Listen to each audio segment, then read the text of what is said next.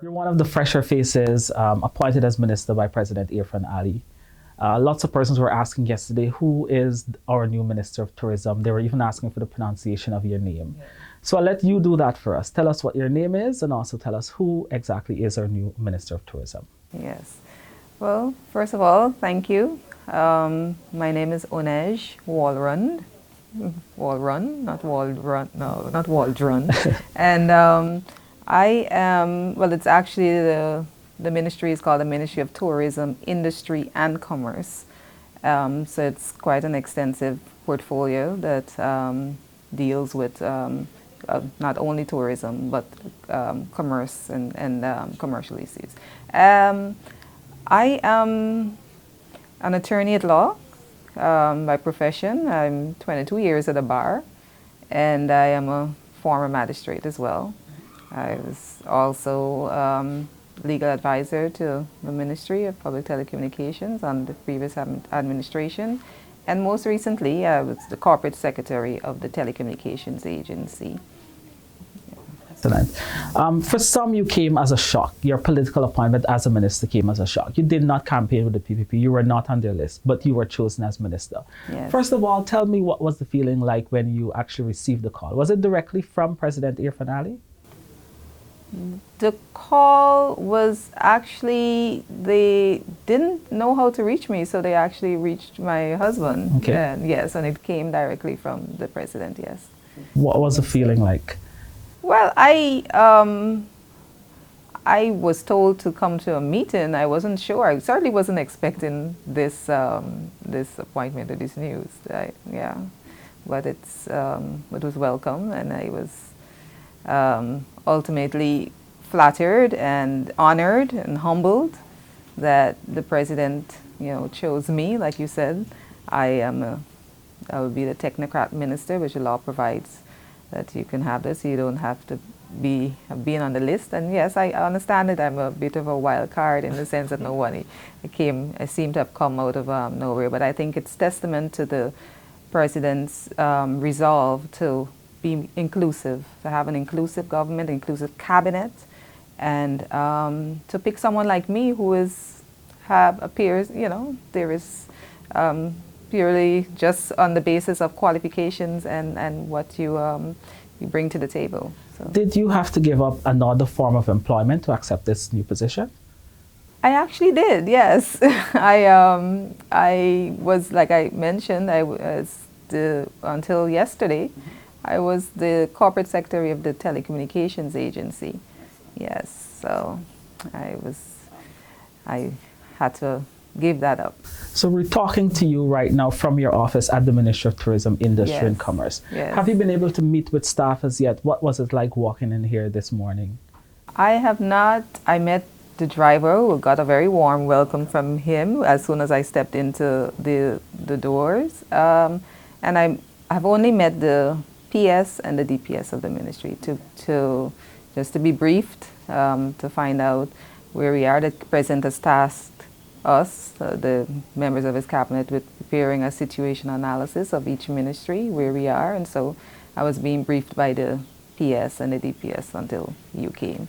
So I will, of course, right away make steps to meet the entire staff, understanding that there is a COVID-19 situation, so we will try to see how that can be accomplished virtually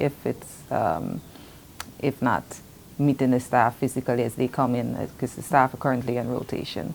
So yes, I'm looking forward to meeting all of the people who are working, because this work is about team effort. It's not about one person, one individual, and I am anxious to see the members of my team.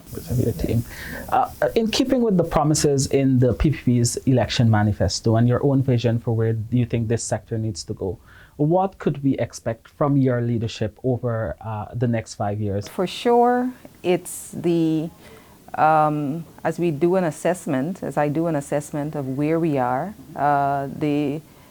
the idea behind this ministry of industry and commerce is to create an environment that fosters innovation and competitiveness, and ease of business too. And so that is the, I think the absolute ultimate goal is to be able to foster an environment that makes doing business simple, easy, and user friendly. It's a huge task, but I think, you know, in today's day and age, it's absolutely necessary to be engaging in those processes. So we'll be dealing with issues of e-commerce and dealing now with the COVID-19 situation. We see even more the necessity for being able to conduct your business efficiently and safely, and without having to present yourself necessarily before a person or a physical place. So that's going to be one of my major goals, to have us move up in the ranking of ease of business, the World Bank ranking. And well, we also know that tourism has taken a hit, quite a blow, to because of the COVID-19 situation. So it's to be able to assess where we are now in terms of the goals set. We know that Guyana is an amazing ecotourism destination, and to see how we can recover from this blow. But because we will recover. You have your supporting agencies as it relates to tourism, the Guyana Tourism Authority and the other agencies. You will have to work closely with the private sector as it relates to your commerce and the industry part of the ministry. What do you want to say to the private sector at this time? As a new administrator, as a new minister, let me hear what your challenges are. Absolutely, we know that the country cannot develop without a thriving private sector. And we, as a government and this ministry, will do all within our power to foster that environment where the private sector can thrive. And we are absolutely open to suggestions, ideas. My office doors are open to anyone within the private sector who wishes to engage with ideas. And that is the thing. All the ideas don't reside in me, that the ideas are out there. Everyone has an idea that is worthwhile noting as we strive to build and develop the sector. So yes, I would say to the private sector, come on in, let's talk, let's engage, let's get this thing done, Yeah. When I called you this morning, you were leaving home for work. Yes. I'm going to talk a little bit about your family. I presume you have their support in this new role. That's why you're here. Yes. Are you married? I am. You are married. That's Yes. where the Allicock comes in. Yes. And you also have children. I do. Excellent. Yes. You I have hold, 2 boys. You've held demanding positions before. Do you see this being a challenge serving as minister and managing your responsibilities at home?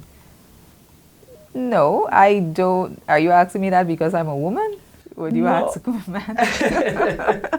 You have a point. You yes, have a point. I think but the so. responsibilities of a woman at home are sometimes much larger than the responsibility. It probably ought not to be so necessarily. It probably ought not to be so.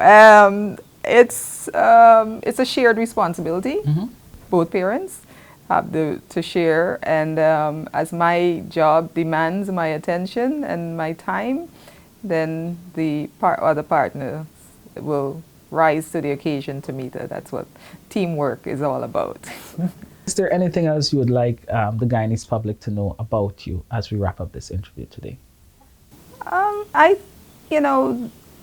think there will be an opportunity to really get to know me. I know there is a curiosity as to,